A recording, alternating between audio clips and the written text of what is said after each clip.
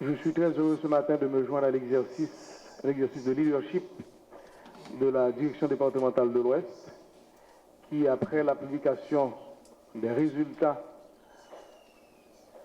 salut l'arrivée du directeur général, qui, après la publication des résultats de cette année, nous avons eu une rencontre et on a conjointement, avec la direction départementale de l'Ouest, décidé de faire un atelier de travail pour analyser et prendre ensemble des décisions sur la base des résultats de cette année.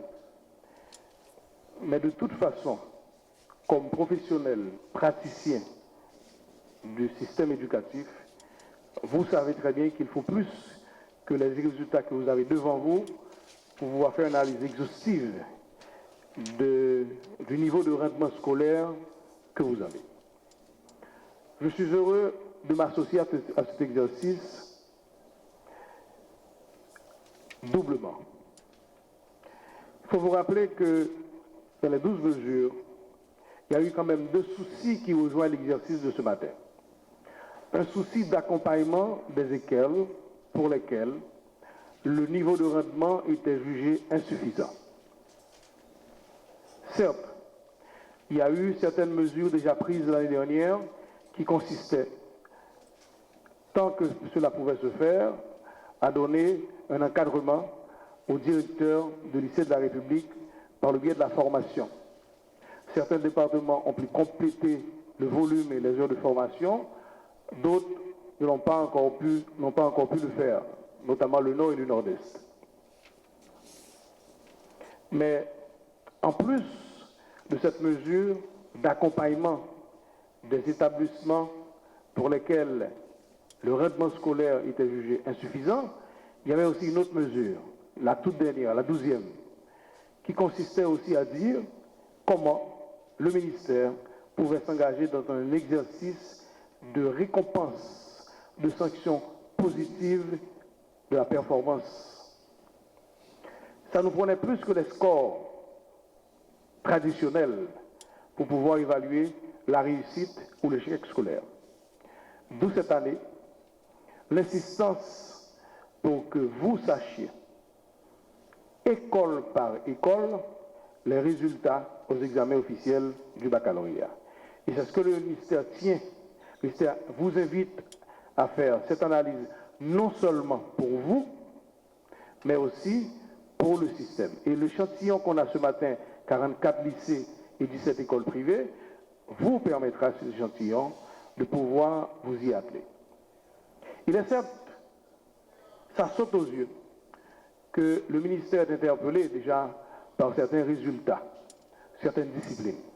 Et les défis aujourd'hui que pose l'enseignement de l'apprentissage des mathématiques, de la physique, de la chimie, les résultats que nous avons en témoignent.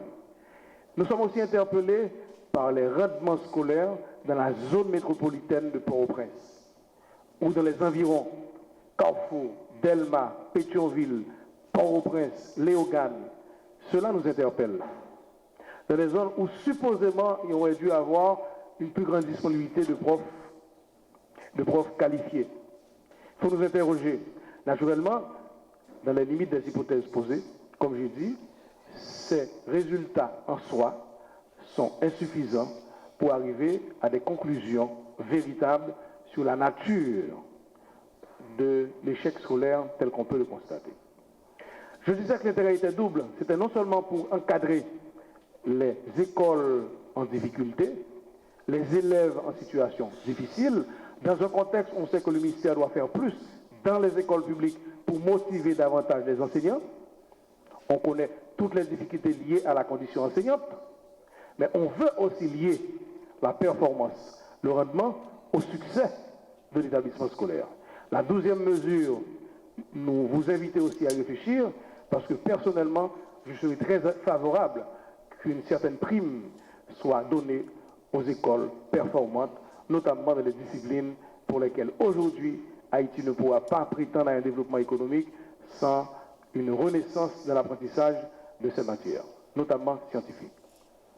D'où la nécessité, au-delà des scores que nous avons eus pour les matières traditionnelles du secondaire traditionnel, une réflexion que nous entamons aujourd'hui sur qu'est-ce qu'un jeune, après 13 ans de scolarité, a véritablement besoin pour être utile à son pays, à lui-même. Est-ce que ces matières que nous avons évaluées suffisent?